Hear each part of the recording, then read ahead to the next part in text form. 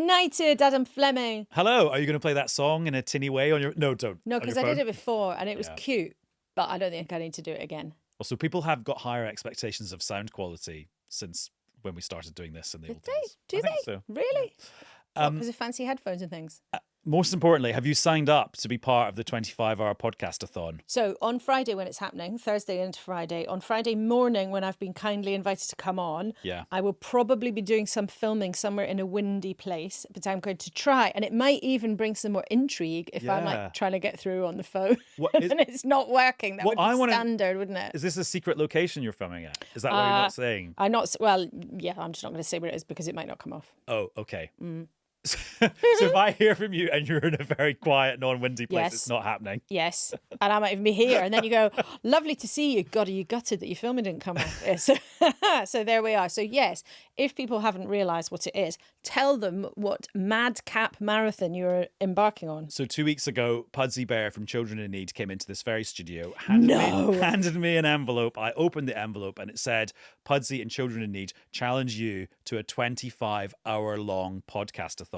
Can I ask why 25 hours? Because you know it's 24 normally in a day. Because 25 is the theme of all the challenges for Children in Need this year. Well, more fool me for not knowing that yet. I mean, I would have rather gone for 24, if I'm honest. And so I thought, challenge accepted. But the whole gang's got to get involved because I can't just talk for 25 whole hours. Well, but I will come and try and help you wherever I am. I will definitely do my best, but I don't quite know yet where I will be. Do you have any tips from election night? Doing a marathon round? Oh, you know all my tips, don't you? Tea all night and then coffee for the second half. Dried fruit, chocolate, and interesting things happening. And interesting content. Where might we get some of that? Well, just from the news and from other newscasters. So newscasters are sharing their stuff, aren't they? Yeah, so basically what I've asked people to do so that I have a bit of company in the wee small hours is newscasters, we want you to send in your voice notes. Yeah. And there's kind of three things. When did you start listening to newscasts? Okay. When do you tend to listen to the episodes? Yes. And has anything really memorable stuck in your mind from previous episodes? So there's a sort of time theme there. Okay. And Fiona McQueen from Stockport is getting us off to a good start. I started listening in 2018 with Brexit Cast. Hello, Fiona. I have to confess to mild antagonism when it replaced This Week on TV as I enjoyed it. Do you remember that night? My goodness. Yes. People told us it would never catch on. But it didn't stop me listening, particularly in March 2020 when trying to work out how to get home from New Zealand just before the world shut down. I normally listen in bed before I go to sleep. And if I don't make it to the end, I pick it up in the morning. And the most memorable episode, Boris the Parrot and Lindsay Hoyle. That was legend. That was absolutely hilarious. I was properly terrified. Well, except I was off because I had COVID. Oh, you missed it? So I missed it. I mean, I've watched it many times. It was very funny. Anyway, it is Saturday. There is news. That's what's happening next week. But should we get on with this Saturday's episode of Newscast? Hello, it's Adam in the Newscast studio. And it's Laura in the Newscast studio. Very nice to have you with me at the weekend. It's nice to be here. And for only half an hour, because that seems really short compared to what I'll be doing on Thursday. Well, 25 hours. I know. Well, I'm sure it'll go in a flash. And shortly in today's episode, we're going to be talking about the interview Laura's done with a bereaved mother in the USA who's taking an artificial intelligence company to court over the death of her son, who was using one of their chatbots. But first of all, we're going to talk to our colleague Iain Watson, one of the political correspondents here at the BBC. Hello, Iain. Hello, Adam. Fresh back from Denmark. Indeed. Where you were making this documentary for Radio 4, which is available to listen to now on BBC Sounds. And it's basically looking at what Denmark has done over the last 10 years when it comes to their asylum system, their immigration system in general, and also who in the British government may also be mentally travelling to Denmark at the moment. Yeah, that's right. I mean, the immigration system in Denmark is interesting, but who is overseeing it is even more interesting because effectively 10 years ago, Labour's sister party, the Social Democrats, were down in the dumps. They had a right-wing populist party surging ahead in the polls. They got 1 in 4 votes almost at the 2015 elections. And they thought something's going to have to be done about this. What they did actually was jaw-dropping for some of the strategists we spoke to in the Danish People's Party, the populist right-wing party. They didn't expect it. What happened was that the Social Democrats, again, I emphasise Labour's sister party, moved right onto their territory, hardened the immigration stance they took, won power again in 2019, and retained power thereafter, which has obviously piqued the interest of some people in number 10, but especially now Shabana Mahmood, the new Home Secretary, who said she'd do whatever it takes to try to get control of our borders back.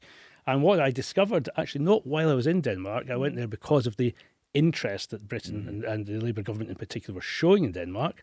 But what I only found out when I got back was I wasn't the only one to travel there and find out what they're up to. Shabana Mahmood had effectively got together a delegation of senior Home Office officials and sent them over to the Ministry of Immigration and Integration, and they were pouring through the policies now adopted by the Social Democrats. Do you know if you might have been there at the same time? They might have been down one corridor because you might not recognise them if they're all sort of mandarins and officials. Who knows what might have happened? You might have been sitting next to them on the plane. So, to be honest, Laura, you might be right, because actually we interviewed the Immigration Minister, Rasmus Stoklund, who seems a hardliner even in Danish terms. And we did an interview in an office, and I thought, you know what, I'm going to have to get a picture for the website. So we walked into his office, and there was a lot of people looking around suspiciously. Right. And he said, perhaps come into this ante-room. Maybe sounds like they were there. I'm listening out for British accents, because we had actually asked him, where can you work more closely with the Home Office? And he was looking a little bit, a little bit buttoned up. And he said, well, he thinks there is common ground in trying to change the way that the European Convention on Human Rights operates, for example. Shabana Mahmood wants that as well. So where else can you cooperate? Well, it's not up for me to say. I'm a Danish minister. Working closely. Maybe they were actually next door. Yeah, exactly. Anyway, enough of this silliness. So then tell us, what are the measures that they've taken in Denmark? And then it'd be really interesting to know from your conversations at this end, how much do you reckon the government will kind of ape their style? Yeah, well, I think the key thing is that from Shabana Mahmood's point of view, what she wants to do is look at where Denmark has effectively discouraged people from coming in the first place, and how they're actually managed to expel more people than ever before from the country that they believe shouldn't be there. That's a kind of, as it were, guiding light or North Star or whatever. Then there are some specific policies which are of particular interest. And I don't think she's necessarily going to adopt them all. She may adapt them, but the areas I think that are particularly interesting for the UK is, first of all, on family reunion when refugees are trying to bring relatives into the country. And there Denmark toughened up its system under the Social Democrats. So previously, as in the UK, if you want to be reunited with your spouse, your partner, there's a minimum age of 18. They could bring dependents as well, of course. That was increased to 24. And the argument they make is that this is to mitigate against forced marriages. This will stop that. But equally, it's stopping other people coming in. Then they added on other conditions, financial guarantees, for example. And one of the more controversial areas is that, and I really must emphasise this, I do not expect the Home Office to get anywhere near this, but in certain housing estates, fewer than 10 now, but it used to be 20, they designate them as parallel societies. It's where there's 50% or more non-Western residents, as the Danish government calls them. And if you live in one of those areas, you're not eligible for family reunion at all. So this is meant to be about integration, but it's also, in effect, about exclusion. But I think the concept of toughening up these rules on family reunion is one thing that the Home Office is interested in. Another is the temporary nature of asylum. So if you're fleeing a conflict zone and you come into Denmark, you'll get successfully asylum, but that will be on a temporary basis. And then it's up to the Danish government to decide when your country is safe or whether it isn't. So controversially, they tried to send 200 Syrian refugees back to Damascus while the civil war was still going on and Assad was still in power. There's demonstrations against it in Denmark, but that is a measure of how tough they want to be, but also they're saying to potential asylum seekers, if you come here, hang on a minute, don't expect a route to Danish citizenship. So shall we take a listen to how Rasmus Stoklund, the man who may have had Home Office officials in the cupboard next door, how he explained it to you in terms of their successes and the things that have been tricky? We return more people back home. We have made it quite difficult to have family reunification in Denmark. You will a lot easier get expelled if you commit crimes. We have tightened our laws in many ways there. We have increased prison sentences. We have made different programs in order to help people who will go back home voluntarily. We are a small country. We live peacefully and quietly with each other. I guess you could compare us to the hobbits in The Lord of the Rings. We expect people who come here to participate and contribute positively. And if they don't, they aren't welcome. Who are the orcs in Lord of the Rings? Well, I wouldn't call it orcs, but of course, the biggest challenge we are facing is our lack of ability to expel some foreign criminals. So I was listening to the documentary on Sounds this morning, Iain, and it's a really good listen. I definitely recommend it. The thing that jumps out at me from that clip is just the different Danish political culture. You wouldn't get a government minister doing a slightly dangerous metaphor like Lord of the Rings while talking about immigration here, would you? Because it opens up too many questions, like who are the orcs? Who's casting the bad spells? What's the evil ring? All that's like you just want your language. You just don't want to go there on such a sensitive issue. And the other thing that you bring home very well from Denmark is just their political system is different, their culture is different, their electoral system is different. So you can't exactly map on all of that onto British politics. No, you can't actually. It was completely unprompted. The Tolkien reference actually. Some people saying, "Well, is this something similar to Elon Musk?" I don't know. I don't know what prompted him, but you're absolutely right. The language is very different there. And what surprised me, one of the big surprises I had, is that, and this emphasises the difference in their political system as well, Adam, is this. Before we went there, assumed Social Democrats are moving to the right on immigration, so this opens up a space for a party. It's quite a big party, the Green Left, kind of amalgam of the Greens and maybe the Jeremy Corbyn Zara Sultana project. Guess what? When it comes to immigration, they are almost as hardline as the Social Democrats, and it becomes a kind of cultural thing. They're saying, actually, we don't want people coming in here, religious conservatives coming in here, undermining gay rights, undermining women's rights. There is a left-wing case for controlling immigration. That is a big shift in Danish politics in the past decade, and something I don't think, even if we do in the future, we're nowhere near shifting to that, actually, at the moment. And you're right in terms of the different electoral systems, the proportional representation. The way it works out, in short, without boring you, is that it's very difficult, even if the Green Left were to oppose the Social Democrats, for them to have very much leverage. The Social Democrats can sit at the top of a coalition and they can move slightly to the right. It's easier for them to pivot to the right. In this country, of course, if Labour followed exactly the same route, then if a left-wing party decided in the first past the post system to absolutely oppose this and took some votes away from Labour, guess what? Who would the beneficiaries be? Potentially Reform, because you've actually reduced the Labour vote. Whereas there, by changing your position on immigration, you're effectively taking votes directly away from their equivalent of Reform, the Danish People's Party. Tell us this, though. Did you get a sense from the conversations that you had that sort of general public opinion now, and I don't mean the sort of different political factors, I mean that general public opinion now feels more content, more settled with the levels and the kind of immigration system that they have? Because I think we can all say, wherever people and newscasters are politically at the moment, for all sorts of reasons, the level of concern about immigration in this country is very high. For some people, that's concern about increasingly aggressive rhetoric. For some people, it's about increasing numbers. But there's concern right across the spectrum. Have the policy changes changed the environment and the kind of the way society feels about it, do you think? I think so, yes. I mean, we talked to some of the people who are at the sharp end of this, and I don't think they would be feeling particularly content. They have a programme, for example, again, in the name of integration, where they can effectively evict people who have been in the country for a long time, some cases 30 years, from their homes, and move them out, sell properties off to private companies to try to get a different tenure mix, a different mix of people in particular areas. So some people feel very, very discontented indeed.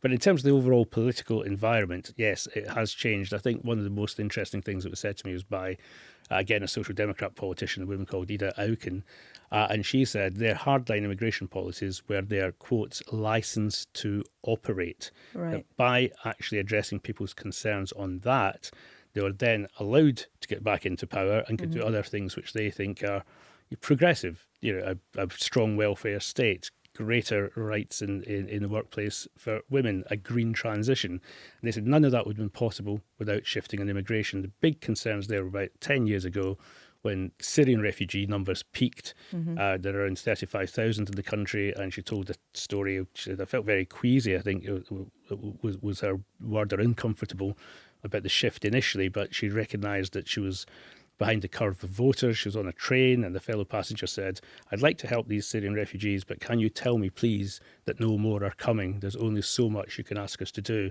And that seems to be, if not the settled view, a widespread view in Denmark now. And it is a view that you hear more commonly at the top ranks of the Labour Party. I mean, not everybody by any stretch, but there are a lot of senior people in the Labour Party who would say privately, look, until we sort out this issue, we're not going to get a fair hearing on anything else.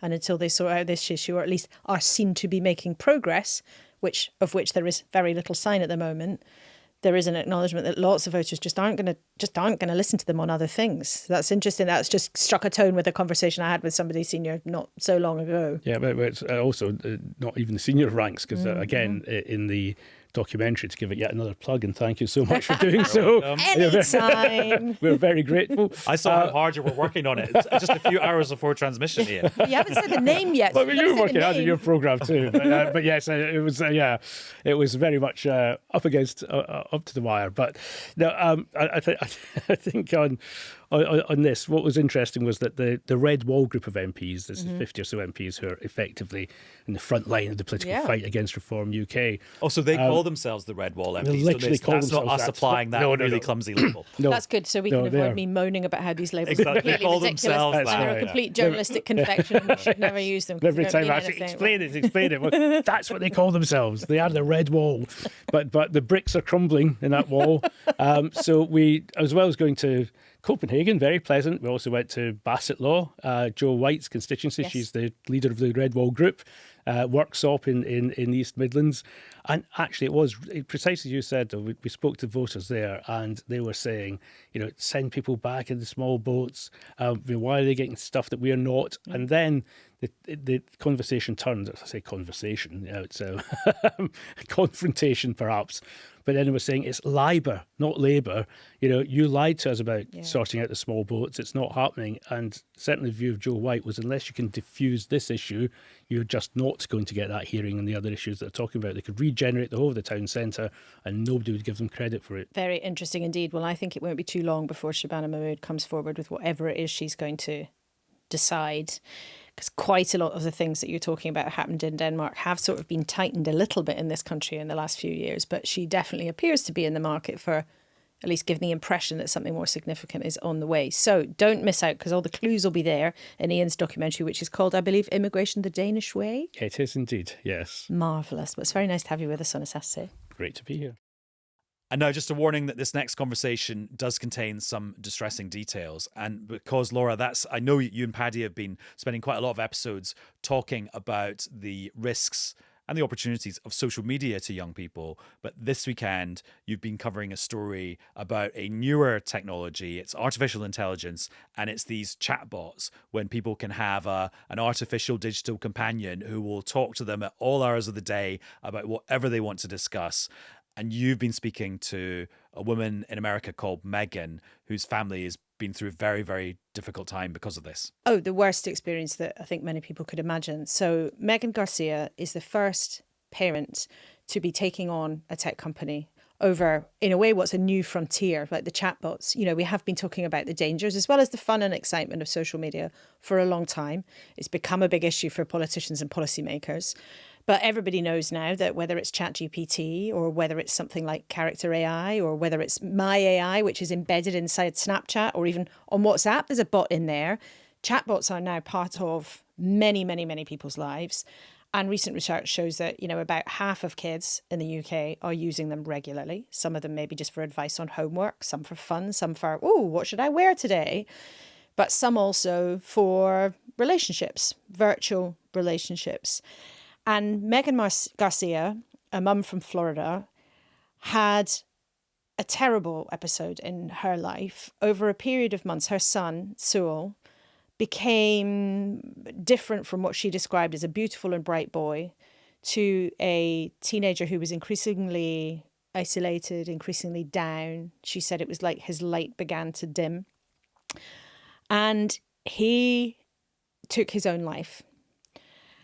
And only then did she and her family then discover reams and reams and reams of messages between him and a virtual friend, a chatbot on the website Character AI.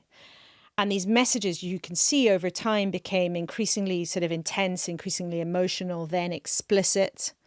And then in the end, some of the messages talked about asking him to come home to this character. And she believes, and is taking a legal case against that platform, Character AI, that essentially the bot encouraged him to take his life.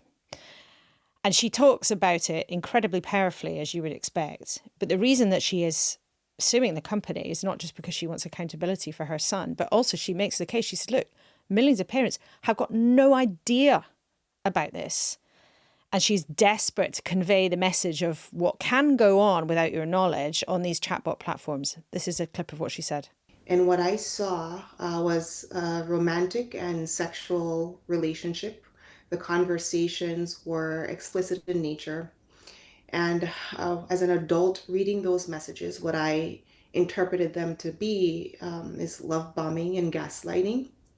My 14-year-old child was manipulated into thinking that not only was a chatbot real, but that she had emotions and feelings for him, and she kept encouraging him to quote unquote come home to her over a series of months. He also revealed to several other bots that he wanted to die by suicide, but there were no mechanisms in place to warn an adult or his parents or authorities when he discussed his suicidal thoughts with the various bots on Character AI. Now, before we go any further, let's just remind people that whether you're struggling with things that happen online or whether you're struggling with any of those kinds of issues, any thoughts or feelings of that nature, there's lots of help available, and you can go to the BBC Action Line website. That's bbc.co.uk/action line. There are lots of organisations who can help with all these sorts of things.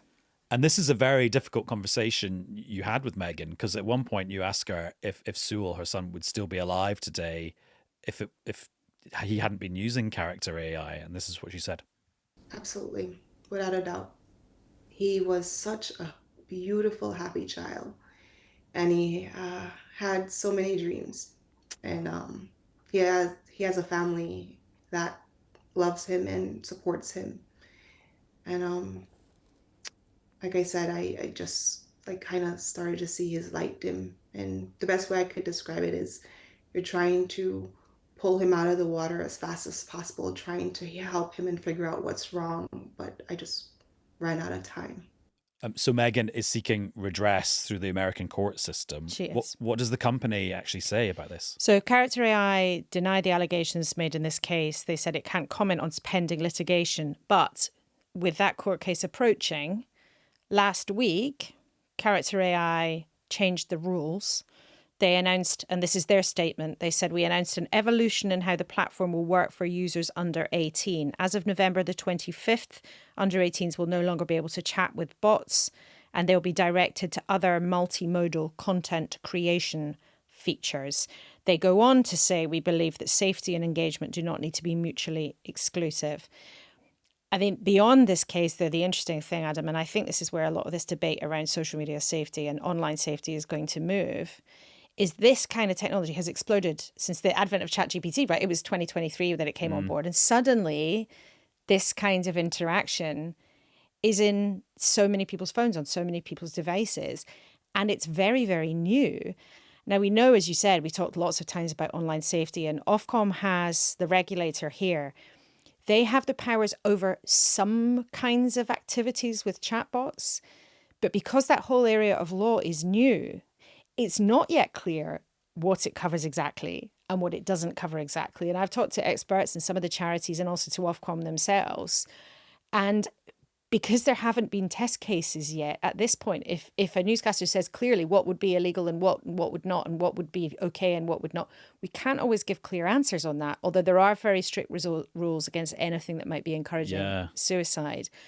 But we have also spoken to people who've been affected in this country. This isn't just some random American, powerful but obscure American case. The story of another family has been shared with us, and I just want to read some of what happened here. There was a 13-year-old autistic boy in the UK who was being bullied at school.